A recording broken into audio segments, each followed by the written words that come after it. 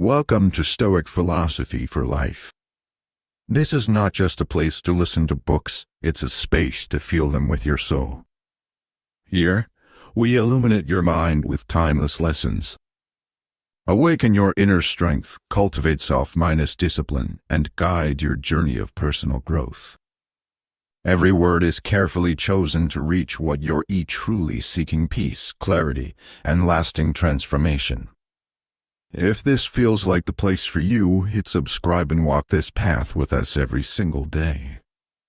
Now, put on your headphones, take a deep breath, and begin the journey of renewing your mind and your life.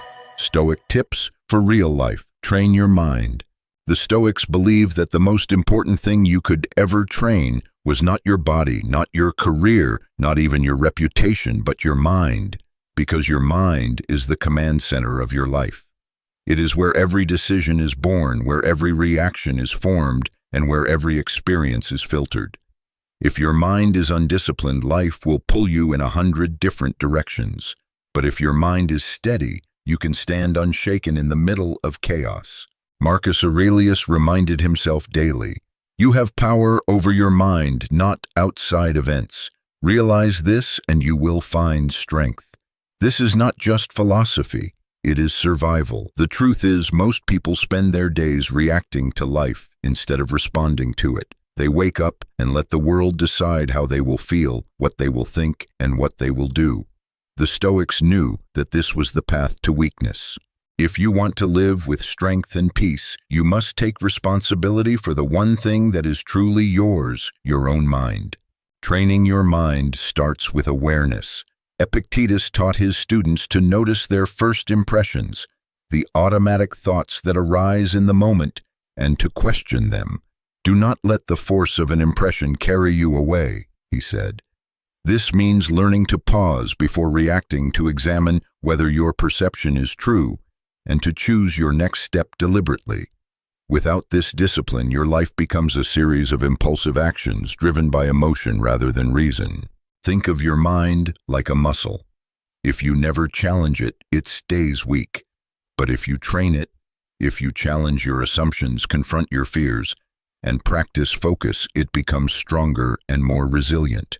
Just as the body can be trained to endure hardship, the mind can be trained to endure difficulty without breaking. The Stoics trained for mental strength the way soldiers train for battle, through daily practice, deliberate challenges, and constant self-examination. If this message moved you, share it with someone who needs it. A strong mind is not built in a single day, but in the quiet work you do every day to stay grounded. Seneca believed that fortune favors the prepared mind, because when challenges come, you will not be caught off guard. You will not waste energy on panic or self-pity. You will focus immediately on what can be done and act with clarity. This is the essence of Stoic mental training: not to remove all difficulty from life, but to remove its power to control you. The foundation is simple but not easy. Learn to notice your thoughts, question them, and replace the destructive ones with thoughts that strengthen your character. Do this daily, and you will begin to feel an inner stability that does not depend on the world's approval or circumstances. This is the first step in living the Stoic way, a mind trained to serve you, not sabotage you. One of the clearest truths in Stoic philosophy is this: the world will never stop testing you. People will offend you. Circumstances will frustrate you, plans will fall apart. You cannot control these events, but you can control how you respond to them. This is where the real training of the mind takes place, not in calm, easy moments, but in the heat of the challenge. Marcus Aurelius wrote, "You have power over your mind, not outside events. Realize this, and you will find strength." These words were not written from a place of comfort. They were written by a man who faced war, political intrigue, betrayal, illness, and the constant weight of responsibility. If he could train himself to respond with reason instead of rage, so can we. The mistake most people make is believing that their feelings are automatic and unavoidable. Someone insults them and they feel hurt. A delay happens and they feel angry. But the Stoics taught that there is a gap between stimulus and response. In that gap lies the power to choose. Epictetus advised his students to pause and examine their first impressions.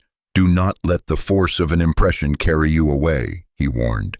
Before you label something as good or bad, stop and ask, is this true, or is it just my first emotional reaction?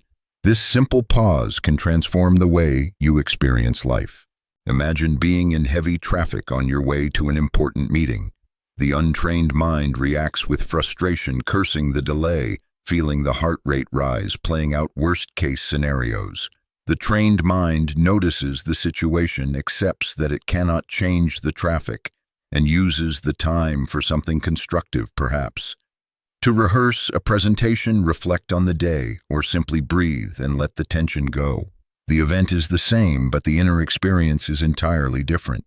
If you are still here listening, ask yourself how many times in the past week you let your mood be dictated by something outside your control. Was it worth the cost to your peace, or could you have chosen differently? Seneca understood that most suffering comes not from the events themselves, but from the story we tell ourselves about those events. A harsh word can be shrugged off if we choose not to internalize it. A setback can be reframed as an opportunity to learn. The key is to recognize that your reaction is your choice, and in choosing it, you are shaping your own life. Mastering your reactions does not mean suppressing emotion or pretending you are unaffected. The Stoics were not statues. They felt anger, sadness, and fear like anyone else. The difference is that they refused to let those emotions drive their actions. They let reason lead, and they acted from principle rather than impulse. This is not a skill you acquire overnight. It is built in the small moments when you pause before sending a sharp reply, when you take a breath instead of snapping back, when you choose patience over outrage. The more you practice, the stronger this mental muscle becomes. Over time, you find that fewer things can shake you. The world still tests you, but you meet it with calm, measured responses. This is the mark of a trained mind, not that life becomes easy, but that you become unshakable. The Stoics understood that what you give your attention to shapes the quality of your life. Marcus Aurelius wrote, "The happiness of your life depends upon the quality of your thoughts. And the quality of your thoughts depends on where you place your focus. If you constantly dwell on what is wrong, what is missing, or what might go wrong, your mind becomes a breeding ground for fear and frustration. But if you focus on what you can control, what you can improve, and what is already good, you create a mental environment where peace can grow. Attention is like sunlight. Whatever you shine it on will grow stronger. If you give your attention to grievances and envy, those feelings will spread through your mind. If you give it to gratitude, discipline, and purpose, those qualities will expand instead. This is not about ignoring problems. It is about refusing to waste your limited energy on what you cannot change. Epictetus told his students to divide everything in life into two categories: what is within your control and what is not. Your actions, your choices, your attitude, these belong to you. The opinions of others, the weather, the economy, these do not. The untrained mind pours energy into the second category, hoping that worry or anger will somehow change the unchangeable. The trained mind puts energy into the first category, where it can make a real difference. If you are still here listening, think about what has occupied your thoughts. In the last 24 hours, how much of it was actually within your control?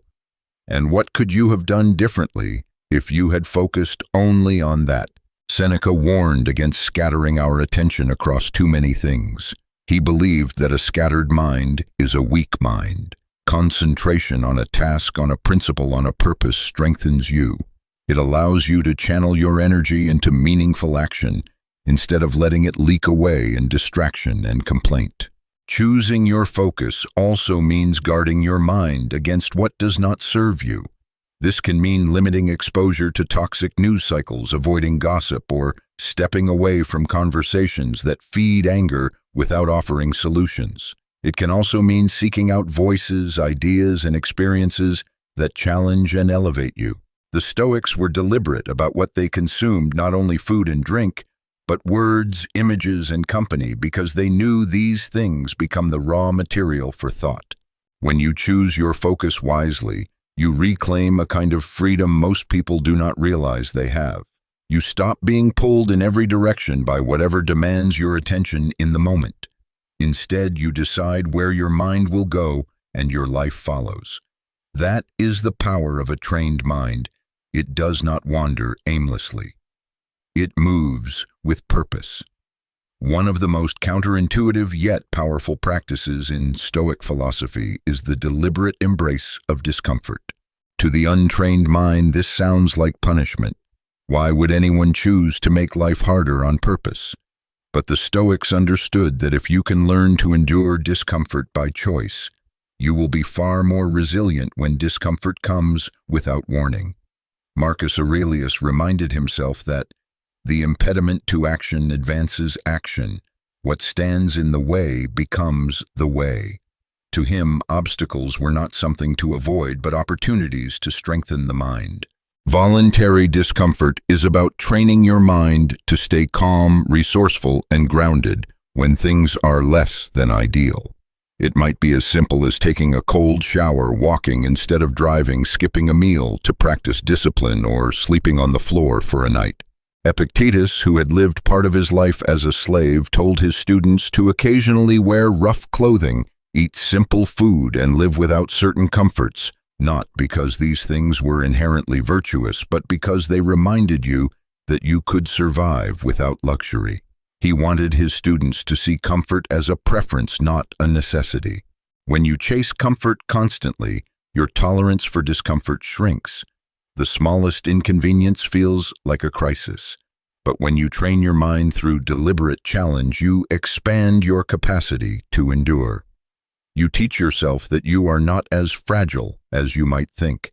This is a kind of psychological vaccination. You expose yourself to small, controlled doses of discomfort, so that when life delivers a heavy blow, you are already prepared. Think about the times you have faced unexpected hardship, losing a job, facing illness, enduring rejection. How much easier would those moments have been if your mind was already familiar with going without, with adapting to less, with standing firm when things were stripped away? The Stoics would say that this is exactly why we practice voluntary discomfort. It is a rehearsal for reality. If you are still here listening, ask yourself, when was the last time you did something hard on purpose? Not because you had to, but because you knew it would make you stronger. Seneca himself was one of the wealthiest men of his time, yet he regularly set aside days to live as if he had nothing. He would eat coarse bread, drink water, wear the plainest clothes, and sleep without luxury. In these moments he would ask himself, is this what I feared? This was his way of dismantling the illusion that wealth and comfort were essential to happiness. By proving to himself that he could be content with little, he removed the fear of losing much. Voluntary discomfort also trains gratitude. When you deliberately go without, you begin to appreciate what you have more deeply. A warm meal feels more nourishing after a day of fasting. A bed feels softer after a night on the floor. You learn to see comfort as a gift, not a given, and this perspective shifts the way you move through life. Gratitude is not simply a feeling. It is a byproduct of perspective, and perspective can be trained. There is also a subtle mental strength that comes from choosing discomfort. It reinforces the truth that you are in control of your choices. In a world that constantly sells you convenience and ease, choosing the harder path is an act of rebellion. It is a way of saying, I am not ruled by my cravings or my comforts. I can endure more than I think. That confidence does not fade when the challenge is over. It becomes part of your identity. And here is the paradox the Stoics would point to: by making yourself familiar with discomfort, you actually reduce the suffering you feel when life forces it upon you. Most of the pain we experience in hardship comes from surprise, from resistance, from thinking, this should not be happening to me. But if you have already lived through self-imposed trials, your mind does not panic. it adapts. You have been here before, and you know you can endure it again. Voluntary discomfort is not about becoming cold or unfeeling. It is about expanding the range of conditions under which you can remain calm, rational, and principled. It is about building a mind that does not break when comfort is removed. The more you train this way, the less the external world can dictate your inner world. Marcus Aurelius, Epictetus, and Seneca each lived in times of uncertainty, political upheaval, and personal challenge.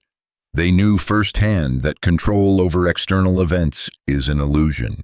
The only real control is over yourself, your thoughts, your choices, your reactions. Voluntary discomfort is one of the most direct ways to strengthen that control. In a modern context, you can begin small.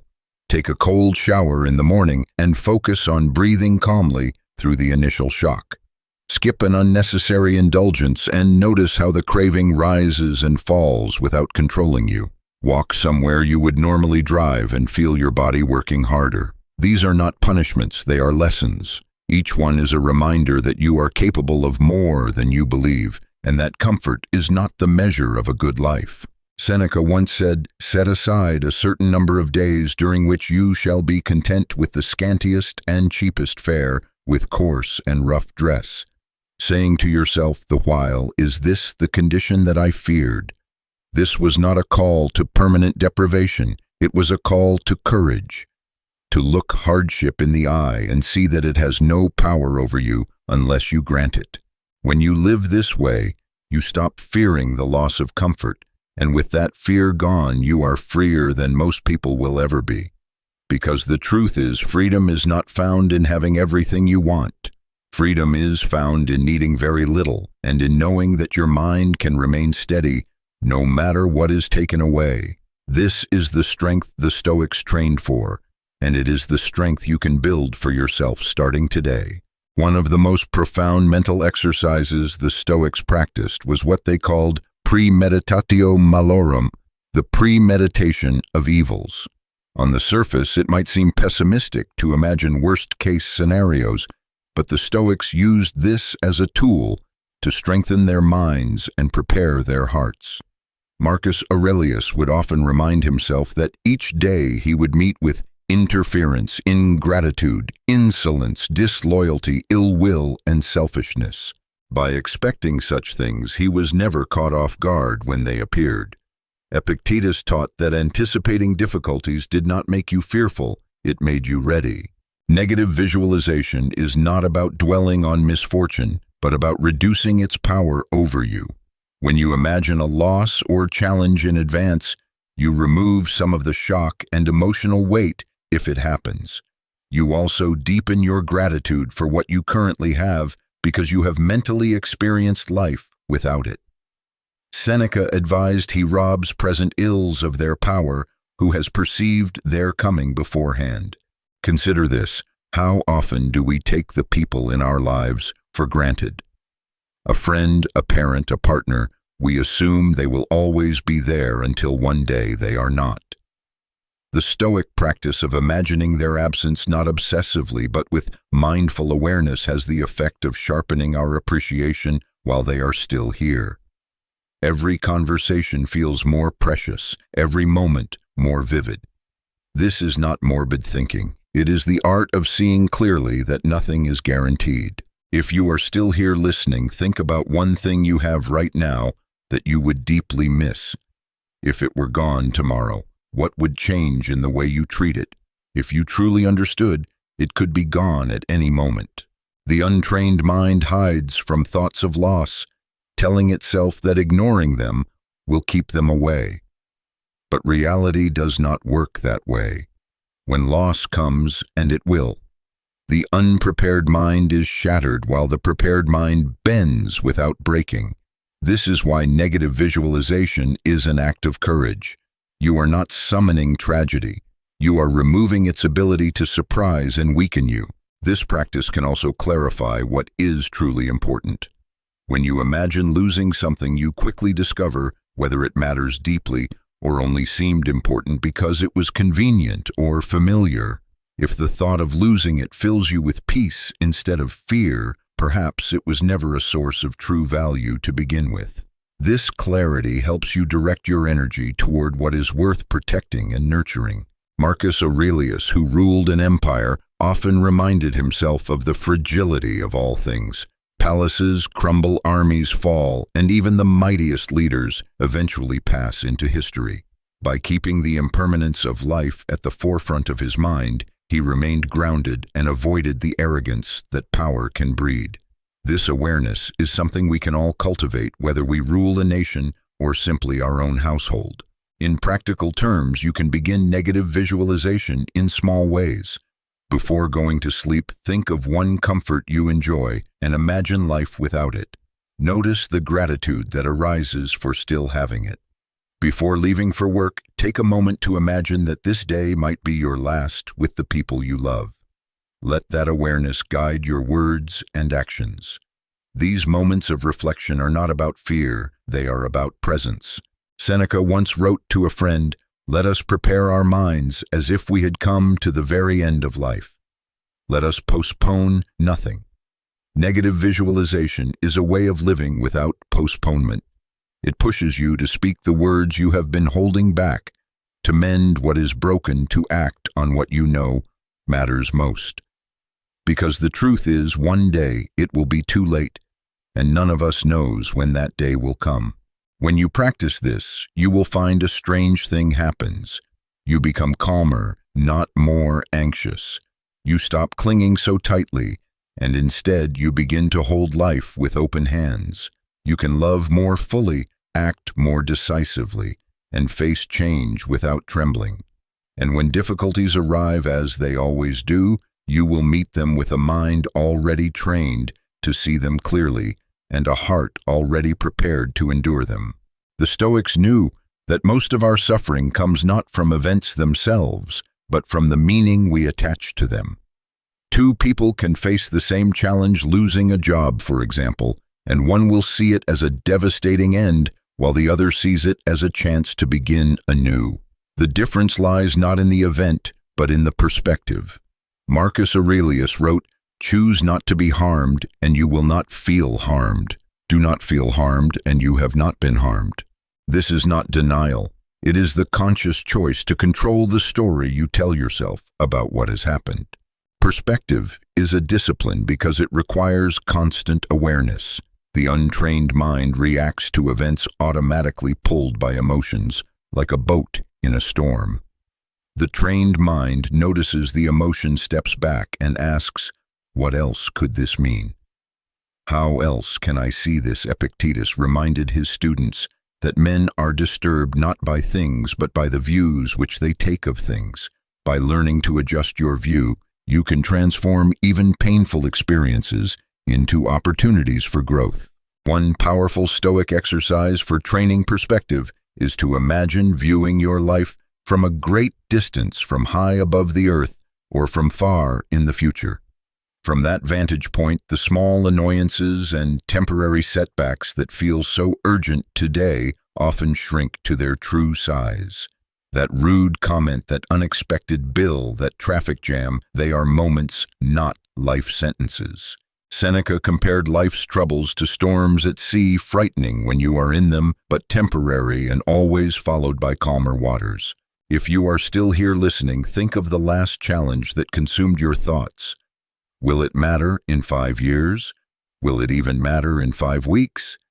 If not, why give it the power to steal your peace today? The Stoics also used perspective to keep success from distorting their character. Marcus Aurelius, as emperor, was constantly praised, yet he reminded himself that all fame fades, all applause dies out, and that he was just one human among billions who have lived and will live. This kept his ego in check and his priorities clear. Perspective is not only for surviving hardship, it is for keeping balance in moments of triumph. Training your mind in perspective also means questioning whether something is truly bad or simply uncomfortable. Many things we label as bad are actually the very experiences that push us to grow. Rejection can lead to redirection. Failure can lead to mastery. Loss can lead to clarity about what matters. The Stoics believed that the mind properly trained can turn almost anything into fuel for wisdom. Seneca offered the metaphor of the good sailor who uses the wind no matter which way it blows. A storm may force him off his original course, but with skill and patience he can still reach a safe harbor. Likewise, when life's winds shift unexpectedly, you can either curse them or adjust your sails. Perspective is the art of choosing the latter. There is also a humility in perspective. When you step back and see how small your life is compared to the vastness of the universe, it becomes easier to let go of petty grievances and inflated self-importance. Marcus often reflected on the endless cycle of human lives, how countless others have loved, struggled, and died before us, and how countless more will after us. This does not diminish the value of your life. It deepens it by placing it in a wider frame. In practical terms, you can build the discipline of perspective through daily reflection. At the end of each day, take a moment to ask yourself, what challenged me today, and how else could I see it? Did I let anything small steal my peace? Did I inflate my own importance or my own suffering? Over time, this practice rewires your mind to pause before reacting, to widen the lens before you judge. If you train your perspective well, life begins to feel less like a series of battles and more like a journey through varied landscapes. Some days will be sunny and smooth, others stormy and steep, but each is part of the same road. The Stoics would say that the view is often most beautiful from the high places, and you cannot reach those without climbing. Perspective keeps you climbing with patience and gratitude even when the way is hard. If you are still here, then like me, you are probably tired of being thrown around by every small change in the weather of life. Look back at your last 3 frustrations. Were they truly worthy of your time and energy, or could you have chosen a higher view? If you can begin to ask that question in the moment, not just after the fact, you are already on your way to the freedom. The Stoics spoke of a mind that sees clearly, chooses wisely, and remains unshaken. The Stoics did not leave mental training to chance. They treated it like any other discipline, something that must be worked on every single day. Just as an athlete would not expect to stay in peak condition without regular practice, the Stoics knew that a clear, resilient mind was the product of consistent exercise. One of their most essential tools for this was daily reflection. Marcus Aurelius wrote his meditations not as a book for the world, but as a private journal to remind himself of the principles he wished to live by. Seneca, in his letters, described ending each evening by asking himself what he did well, where he failed, and how he might improve tomorrow. Epictetus urged his students to admit not sleep into your tender eyelids till you have reckoned up each deed of the day. Where did I transgress? What did I do? What duties left undone? Daily reflection is powerful because it keeps you honest. Without it, days blur together and mistakes repeat themselves quietly. With it, you shine a light on your thoughts and actions, exposing what needs correction and reinforcing what deserves to stay. The Stoics believed that unexamined days turn into unexamined lives, and unexamined lives drift away from virtue. The practice itself is simple, but its impact is deep. At the end of each day, take a few minutes to review your actions and your inner state. Did you live according to your principles? Did you let anger, fear, or envy steer you? Did you miss opportunities to act with courage, kindness, or discipline? This is not about self-condemnation, it is about self-awareness. You are the student and the teacher, the observer and the one observed. If you are still here listening, consider this. When was the last time you ended a day with a clear sense of what you learned instead of just collapsing into sleep? How much growth have you missed because you never paused to look back? Marcus Aurelius often began his mornings by preparing himself for the day ahead, anticipating challenges and setting his intentions. But just as important was the way he ended his days, by measuring himself against the standard he wanted to uphold. This combination of preparation and review allowed him to live deliberately instead of drifting. Seneca recommended that reflection should be gentle but firm. If you see that you failed in some area, do not attack yourself with shame, correct yourself with resolve. If you see that you succeeded, do not swell with pride. Acknowledge it with gratitude and commit to repeating it. This balanced approach keeps reflection from becoming either self-punishment or self-congratulation. Over time, daily reflection sharpens your moral vision. You begin to catch yourself in the moment, not just afterward. A harsh word may still rise to your lips, but you will remember last night's reflection and choose a calmer response. A temptation may still pull at you, but you will recall the times you regretted giving in and hold the line. Reflection turns hindsight into foresight.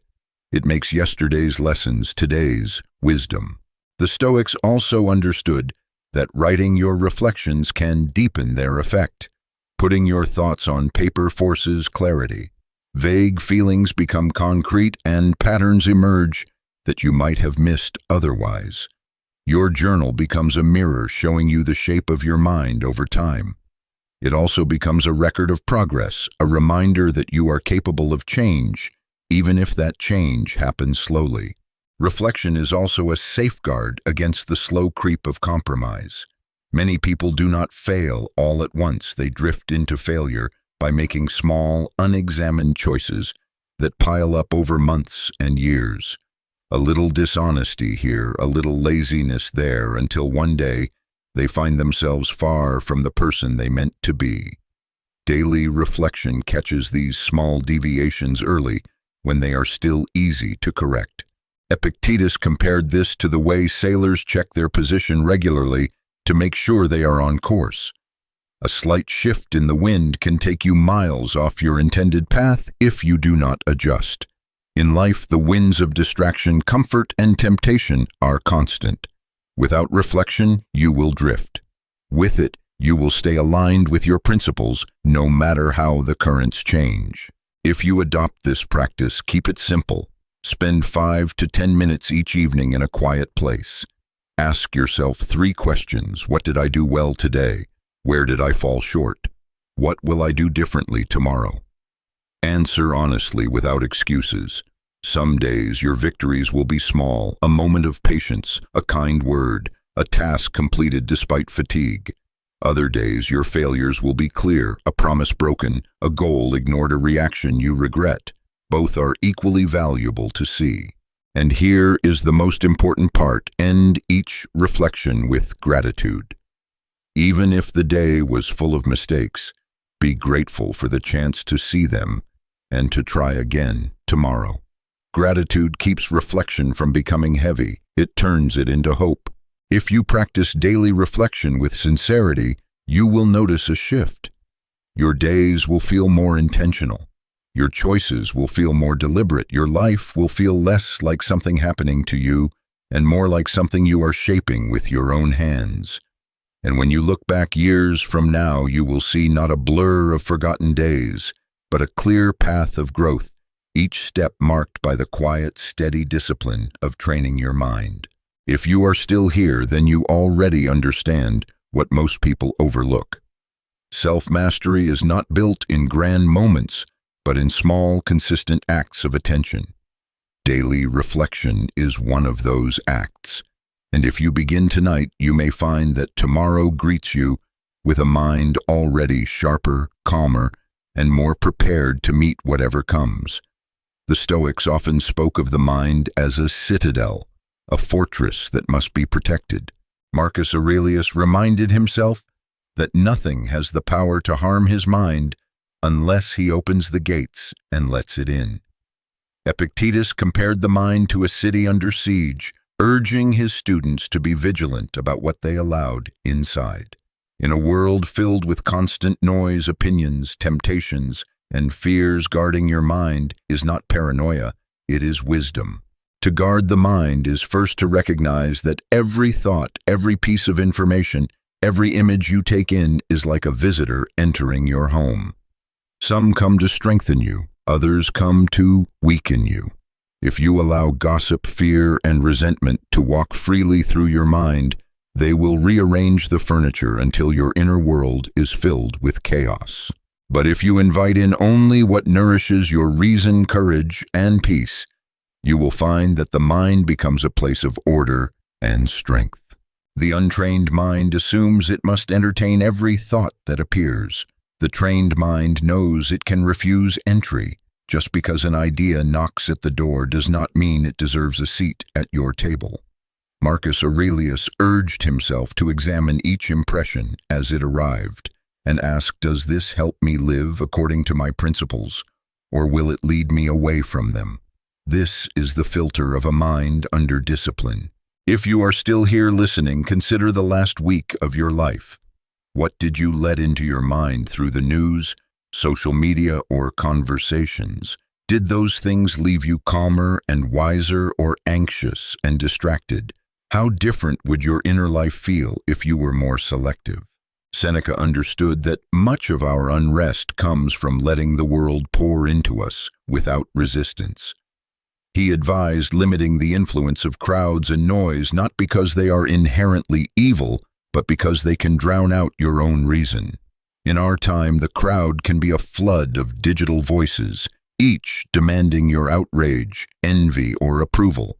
Guarding the mind may mean stepping away, turning off the stream, and choosing carefully what you let back in. Guarding your mind also applies to the company you keep. People are like weather. Some bring warmth and light, others bring storms. Epictetus encouraged his students to spend time with those who lift their character and to be cautious with those who would drag them into pettiness or vice. This is not arrogance, it is self-preservation. Your environment shapes you, and your closest relationships shape you most of all. Practically, you can train this guard by developing the habit of pausing before you consume or react. Before you read, watch, or listen to something, ask, will this help me grow in wisdom, justice, courage, or self-control? Before you speak, ask, will my words strengthen the citadel or weaken it? This moment of reflection is like checking the credentials of a visitor before opening the gate. If you practice this consistently, you will notice a profound change. The noise of the world will not disappear, but it will no longer storm into your mind unchecked. You will feel less pulled by the constant tides of other people's emotions and opinions. You will have space to think, to choose, to act with intention. If you are still here, then you are someone who values that kind of space. And you already know that the mind, once flooded with distractions, can take a long time to clear.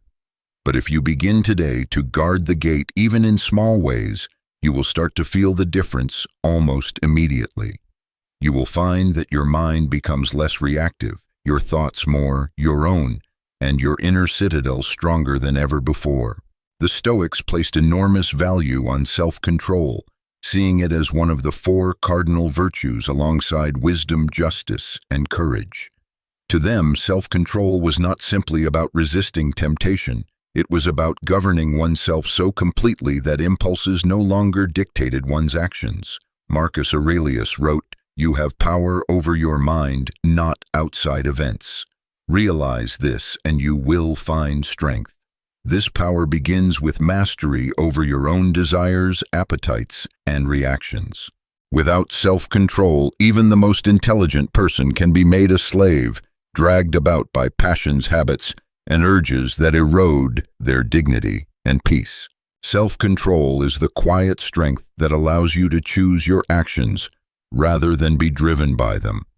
It is the pause before speaking in anger, the decision to rise early instead of sleeping through an important task, the ability to say no when every part of you wants to say yes.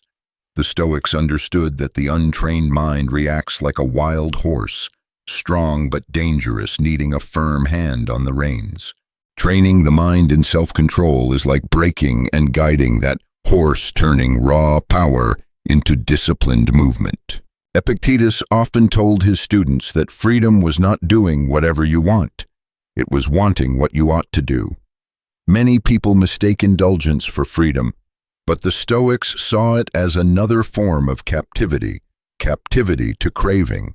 A person without self-control will be owned by whatever they cannot resist, whether it is food, wealth, comfort, praise or pleasure.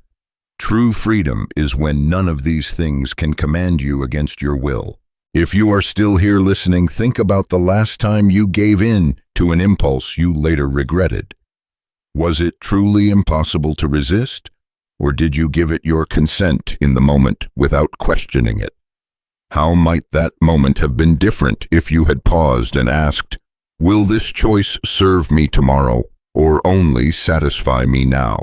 Seneca was clear that self-control was built in ordinary daily decisions, not in rare moments of crisis. The way you handle the small urges, checking your phone when you should be working, speaking a careless word, eating past fullness trains your response to the larger ones. Every time you choose discipline over impulse, you strengthen the part of yourself that will stand firm when it matters most. One of the most effective Stoic practices for building self-control was voluntary abstinence. They would choose for a period of time to give up something pleasurable, not because it was wrong, but to prove that they did not need it. This might mean eating simple food, limiting speech, or refraining from certain comforts. Marcus reminded himself often that luxury was not necessary for a good life, and that by living simply he could live freely. Self-control also means mastering emotional reactions, anger, fear, envy. These can all hijack your judgment if left unchecked. The Stoics trained themselves to notice these emotions without letting them take command. Marcus wrote that the best revenge is to be unlike the wrongdoer. This requires enormous restraint because it is easier to match offense with offense than to rise above it. But in that rise is where true strength is found. In our time, training self-control might mean resisting the endless pull of distraction, choosing to read instead of scrolling, to speak face-to-face instead of sending another empty message, to sit with discomfort instead of running to the nearest source of entertainment. Every act of restraint is a declaration I am not owned by my impulses. There is a quiet confidence that comes from self-control. You begin to trust yourself more because you know you will not abandon your values in a moment of weakness. This trust is one of the deepest forms of peace because it means you can rely on yourself no matter the situation. And when you can rely on yourself, you are far less dependent on the shifting behavior of others for your stability. If you are still here, then you have likely felt the frustration of being ruled by impulse. The Stoics would tell you that it is not a life sentence, it is a muscle you can strengthen. Begin small, delay a craving for 5 minutes, hold your tongue for 1 breath longer, skip a comfort once a week. Over time, these moments accumulate and the grip of impulse weakens. The Stoics did not see self-control as a life of joyless restraint. They saw it as the doorway to deeper joy, the kind that comes from knowing you are the master of your own mind. When your desires are in harmony with your reason, life becomes simpler, calmer, and more deliberate. And in that state, you no longer need to fear being thrown off course by every passing temptation because you have learned the strength of holding the reins. The Stoics believe that life's difficulties are not interruptions to our path. They are the path. Marcus Aurelius captured this truth in one of his most famous lines: "The impediment to action advances action. What stands in the way becomes the way." This was not just poetic wisdom, it was a strategy for living. Rather than seeing obstacles as blockages, the Stoics trained their minds to view them as raw material for growth, as opportunities to practice the virtues they valued most. Every difficulty presents a choice. You can see it as a weight dragging you down, or as resistance training that makes you stronger. The untrained mind asks, "Why is this happening to me?" The trained mind asks, "How can I use this?" That shift in perspective changes everything. Epictetus reminded his students that events themselves are not good or bad. It is our interpretation of them that gives them meaning. If you decide that a problem is a chance to practice courage, patience, or discipline, it becomes a stepping stone rather than a stumbling block. Seneca used the example of a skilled pilot who does not pray for calm seas, but instead takes pride in navigating storms. A calm voyage does not prove the sailor's ability, surviving the storm does. Likewise, an easy life does not reveal the strength of your mind. It is tested and proven only when you meet adversity head-on. The Stoics trained daily so that when these storms arrived, they would be ready. If you are still here listening, think of a difficulty you are facing right now. Have you been treating it as an enemy to be avoided, or as an instructor with something to teach you? What would change if you decided to learn from it, instead of resenting it? Marcus Aurelius lived this philosophy every day. As emperor, he faced betrayals from friends, invasions at the borders, and the loss of children. Yet in his writings, he rarely complains about these events. Instead, he reflects on how they gave him chances to embody the principles he admired. Betrayal was an opportunity to practice forgiveness and self-control. War was a chance to show leadership and courage.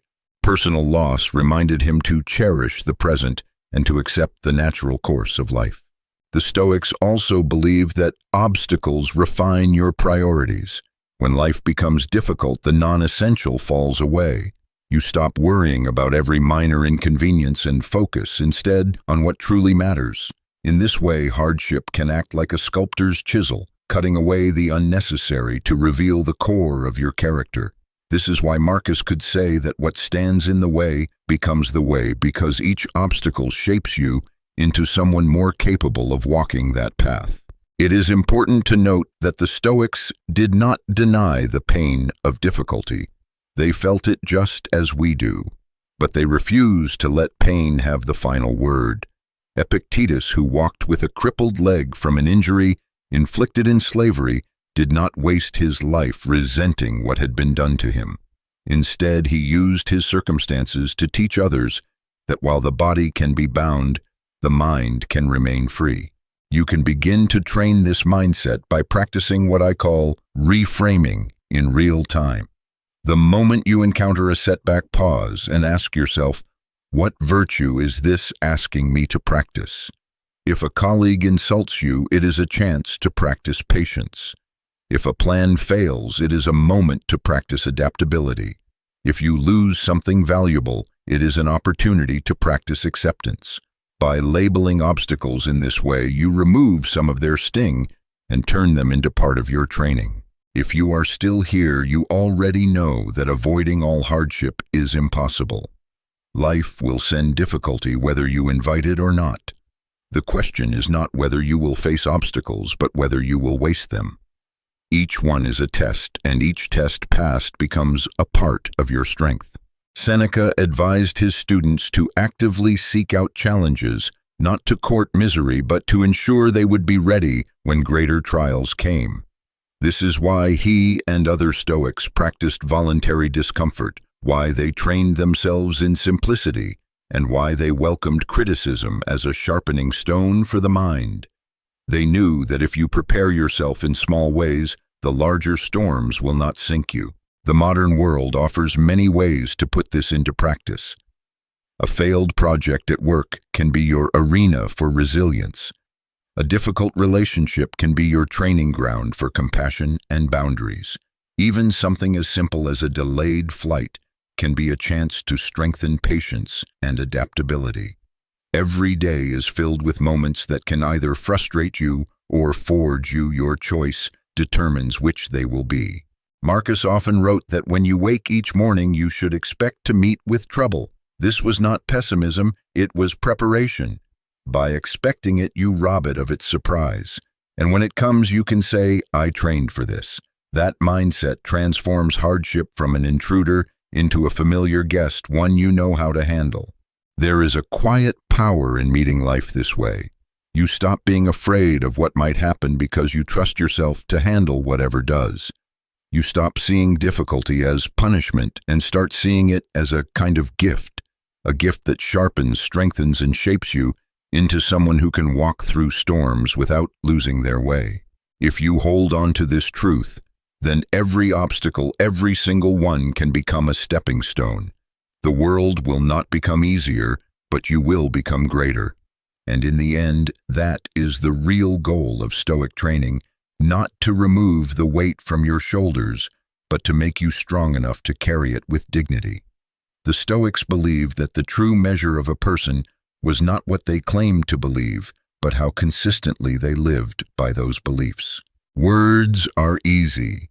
Principles tested in action are far more difficult. Marcus Aurelius reminded himself daily to waste no more time arguing what a good man should be. Be one. To live by your principles means to allow them to guide your choices, even when it is uncomfortable, inconvenient, or costly. Most people think they have principles, but in truth, they have preferences. They hold to them when it is easy, but let them slip when pressure mounts. The Stoics trained to avoid this weakness. For them, a principle was a law they imposed upon themselves, stronger than the shifting laws of the crowd. Epictetus told his students, first, tell yourself what kind of person you want to be, then do what you have to do. This meant defining your virtues clearly, justice, courage, self-control, wisdom, and then using them as your compass in every situation. Living by your principles requires clarity. You cannot live by what you have not defined. Take time to ask yourself, what virtues do I value most? What behaviors are non-negotiable for me, no matter the reward or consequence? If you are still here listening, pause for a moment and picture a recent decision you made. Was it shaped by your principles or by convenience? Seneca warned that if you do not set your own rules for life, you will live by the rules of others' rules that may not lead to a good or meaningful life. In our time, those others might be social trends, workplace pressures, or the expectations of friends and family. The Stoic answer is to live by internal laws so that external pressures cannot sway you from your path. Living by principles is not rigid stubbornness. It is flexible strength. Marcus Aurelius was willing to listen, to learn, and to adapt when new information arose, but never at the expense of the virtues he held dear. The world will often ask you to compromise your principles for the sake of speed, profit, or comfort. The Stoic mind has already decided that no reward is worth the loss of integrity. In daily life, this means speaking truth even when silence is safer. It means refusing to take part in harm even when everyone around you does. It means choosing the harder right over the easier wrong. Such choices may not make you popular, but they will allow you to look yourself in the mirror without shame. And in the Stoic view, self-respect is worth more than any applause. If you train yourself to live this way, you will find that decisions become simpler, not harder. When your principles are clear, they make many choices for you. You no longer waste time wondering which option is best. In the moment you follow the compass you have already set. This gives you a steadiness that others will notice, even if they do not always agree with you. Living by your principles also has a way of inspiring those around you. People may argue with your beliefs, but they cannot deny the weight of a life lived consistently. In this way, you become a quiet example, not by preaching, but by showing that it is possible to live with integrity in a world that often rewards the opposite. If you are still here, then you likely feel the pull between what you know is right and what is easiest. The Stoics would urge you to resolve this tension in favor of the right not once but every day in every choice until it becomes your nature. For when the storms of life come, and they will, your principles will be the anchor that keeps you steady no matter how rough the sea. For the Stoics, one of the highest forms of mental strength was the ability to accept what happens without resentment or resistance. They called this amor fati, the love of fate. It is the practice of not merely enduring what life sends, but embracing it as necessary and even good. Marcus Aurelius wrote, "A blazing fire makes flame and brightness out of everything that is thrown into it." This was his way of reminding himself that whatever came, loss, success, pain, joy, was raw material for his growth. Acceptance is not passive surrender. It is an active choice to align yourself with reality rather than fight against it. The untrained mind spends its energy wishing things were different. The trained mind spends its energy responding wisely to the way things are. Epictetus put it simply, do not seek for events to happen as you wish, but wish for events to happen as they do happen, and your life will go smoothly. This shift releases you from the exhausting cycle of resistance. When you accept fate, you remove the double burden of pain. The first burden is the event itself, the loss, the failure, the challenge. The second burden is the anger and despair we add by insisting that it should not be happening. The Stoics trained themselves to drop that second burden, leaving only the reality to deal with. This made them lighter, calmer, and better able to act effectively. If you are still here listening, think about something in your life right now that you cannot change. Are you pouring energy into wishing it away? What would change if you accepted it fully and instead focused on how to respond? Seneca compared life to a river. You can exhaust yourself swimming against its current, or you can use its flow to carry you forward, steering as best you can. The current will not stop for you, but you can choose how you navigate it. Acceptance is the moment you stop thrashing and begin steering.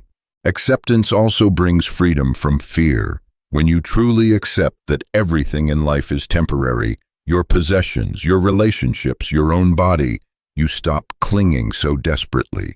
You begin to live more fully in the present because you are no longer trying to trap it in place. Marcus Aurelius often reminded himself that death and change are natural parts of the order of things, and that to fight them is to fight nature itself. In practical terms, you can train acceptance through reflection and gratitude. When something unwanted happens, pause and ask, can I control this? If the answer is no, shift your attention to what you can do within the situation. Then look for even the smallest thing to be grateful for in that moment. It may not erase the pain, but it will keep bitterness from taking root. The Stoics did not pretend that acceptance is easy. It is one of the hardest mental disciplines to master, but it is also one of the most liberating. Once you stop demanding that life conform to your plans, you open yourself to the possibility that it may be giving you something better, something you cannot yet see. If you are still here, then perhaps you too are ready to stop living in resistance. Look back over the principles we have explored. Self-control, perspective, voluntary discomfort, reflection, guarding the mind, living by virtue. All of them point toward this final freedom, the ability to meet life as it is, not as you wish it to be, and to walk forward without fear. This is the essence of Stoic training. Not to make life easy, but to make you unshakable. Not to remove the waves, but to make you the kind of sailor who can steer through any storm. And when you can do that, when you can meet each day with calm eyes and a steady heart, then you will know what the Stoics knew, that the mind properly trained is stronger than fate itself. If this message moved you, share it with someone who needs to hear it today. If this message stirred something in you, don't let it fade. Write one thing down that you'll start doing this week. 2025 doesn't magically change anything you do, and your future begins the moment you decide to move, even just a little.